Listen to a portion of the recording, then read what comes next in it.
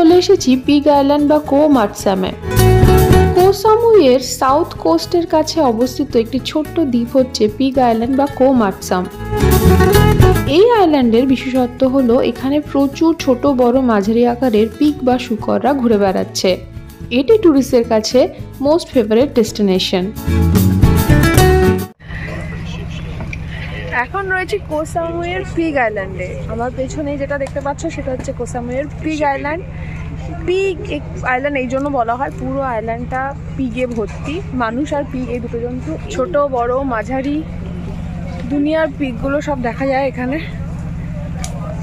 এরা নাকি খুব ডেঞ্জারাসও হয়, যখন তখন গুঁতি দিতে পারে, তাই এদের না ধরাই ভালো। এছাড়া কিন্তু আইল্যান্ডটা একেবারে জব্বর, দারুণ সুন্দর। ড্রিঙ্কস করছে অনেকে, ওটা তো আমি করি না, জাগে। লোককথা অনুযায়ী কিছু শূকর নাকি সাঁতরে মূল ভূখণ্ড থেকে এই দ্বীপে চলে আসে এবং তৈরি করে এই পিগ আইল্যান্ড। সেটা আমিও জানি সত্যি কথা নয়, তবে দ্বীপটিকে অ্যাট্রাকটিভ বানাবার জন্য এই কথা মুখে মুখে প্রচলিত। তবে এই শূকরগুলো কিন্তু সাঁতার কাটতে পারে। কপাল যদি ভালো থাকে তাহলে তোমরা সাঁতার কাটা অবস্থায় শূকর দেখতে পেয়ে যেতে পারো।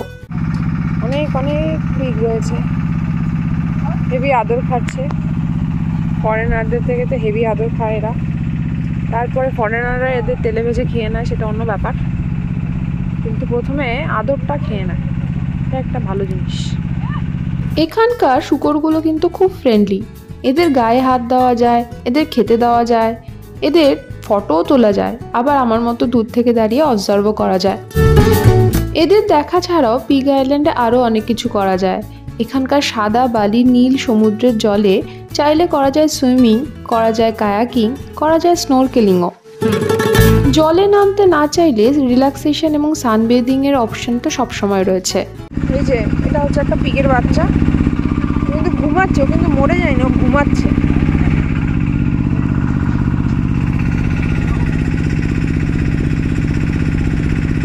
পিগ আইল্যান্ডে বসে বিয়ার বা অন্য কিছু খেতে চাও সেটাও খেতে পারো। এখানে দারুণ সব ব্যবস্থা করা রয়েছে। এই হচ্ছে এখানকার বিচ। এই স্পিড বোট আর কায়াকিং করা যেতে পারে। ওই যে দেখো মাঝখানে একটা কায়াক চলছে।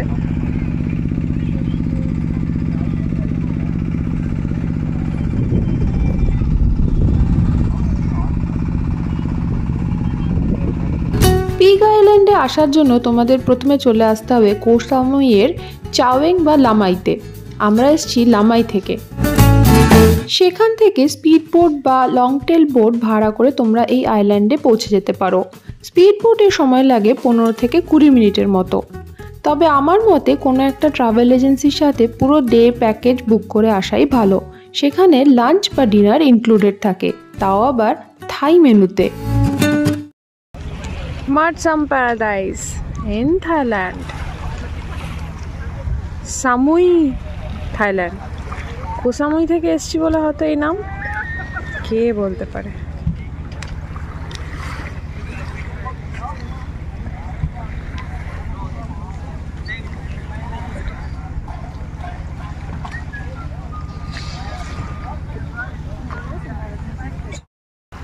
এটাকে দেখো, দেখো কেমন ভাবে সাঁতার কাটছে।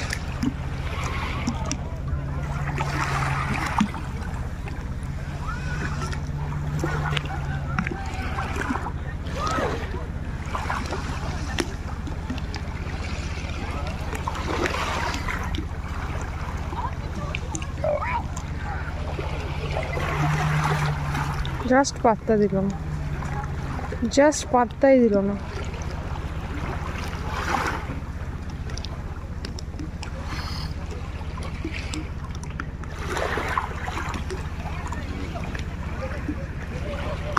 দেখো জলে কিরকম ভালোবাসে, আবার সাঁতার কাটছে।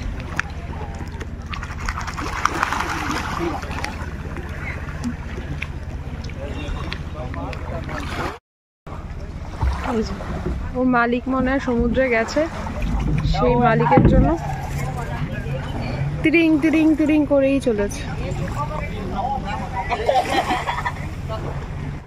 প্রথমে ওর অ্যাক্টিভিটি বেশ মজাদার লাগলেও পরে উপলব্ধি করেছিলাম ওর মালিক হয়তো ওকে এই অজানা দ্বীপে ছেড়ে রেখে চলে গেছে। সেই মালিকের কাছে পৌঁছানোর জন্যই এইরকম নিরন্তর প্রচেষ্টা। এমনকি সমুদ্রের জলে ঝাঁপ দিয়ে সাঁতরাতেও ওর বাজছে না। ব্যাপারটা আরও স্পষ্ট হলো যখন দেখলাম এই দ্বীপের কুকুররা একজোট হয়ে ওকে আক্রমণ করার চেষ্টা করছে। ওর মালিক যে কোন মাছ সমুদ্রে আছে ভগবান জানে। ও বারবার লাফাইয়ে পড়ছে জলের মধ্যে, আবার ড্যাং ড্যাং করে সাঁতার কেটে ফিরে চলে এসে লাফালাফি শুরু করছে। বেশ খারাপ লাগলো, আমার কিচ্ছু করার নেই, শুধু ভগবানের কাছে প্রেয়ার করতে পারি তুই যেন জীবন যুদ্ধে যুদ্ধ করে ভালোই থাকিস।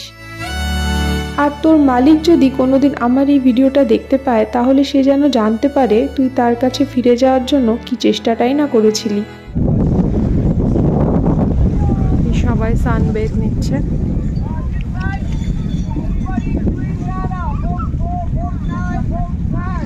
এই দ্বীপে আসার সবথেকে সঠিক সময় হলো জানুয়ারি থেকে আগস্ট মাসের মধ্যে, কারণ এখানে ড্রাই সিজন থাকে।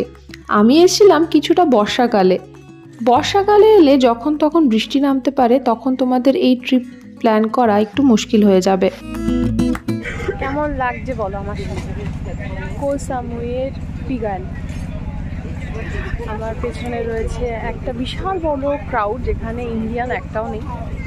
এরা সব বাফে খাওয়ার এনজয় করছে। আমাদেরও খাওয়ার আছে, এটা কোথায় এখানে প্রবাবলি নয়, কোথাও একটা দেবে। আমার প্যাকেজেও আছে, সেখানে খাওয়ারটাও তোমাদের সাথে শেয়ার করব। মোটামুটি এখন পিগ আইল্যান্ডটা শেয়ার করছি, একদম মাঝখানে দাঁড়িয়ে আছি।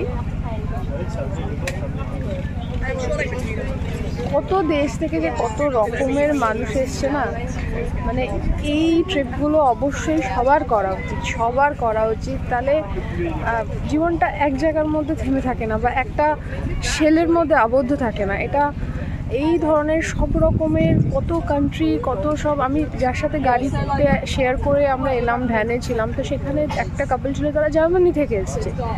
তো you never know, very unexpectedly কখন কোথায় কার সাথে বন্ধুত্ব হয়ে যাচ্ছে। অ্যান্ড মানুষজন বেশ ভালো, মানে সবাই বেশ ভালো, বিভিন্ন দেশের, বিভিন্ন জাতির, বিভিন্ন ভাষার, বিভিন্ন রঙের, কিন্তু সবাই খুব ভালো।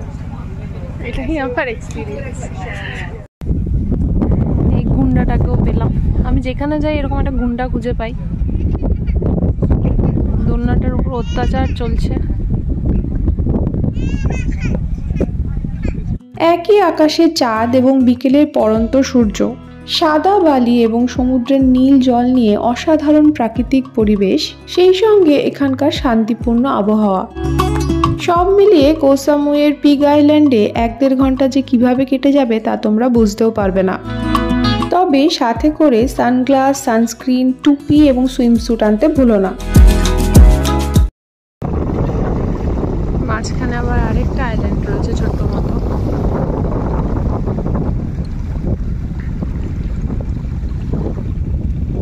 এই হচ্ছে আমাদের আইল্যান্ডটা, পিগ আইল্যান্ড, যেটা এরকম ইউ শেপে রয়েছে।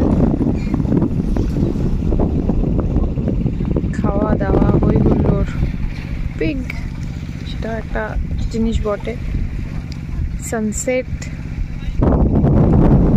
সর্বোপরি মাথার উপর একটা চাঁদ, সূর্য দুটোকেই একই আকাশে পাওয়া। আমার সাথে পিগ আইল্যান্ড বা কোহ মাটসাম ঘুরে দেখতে তোমাদের কেমন লাগলো অবশ্যই কমেন্ট করে জানিও। ভালো লাগলে ভিডিওটাকে একটা লাইক করে দিও। চ্যানেলে যদি নতুন হও তাহলে সাবস্ক্রাইব করতে ভুলো না। তোমাদের সাথে আবার দেখা হবে আমার পরের ভিডিওতে। ততদিন সবাই খুব ভালো থেকো। এখন তবে আসি, বাই।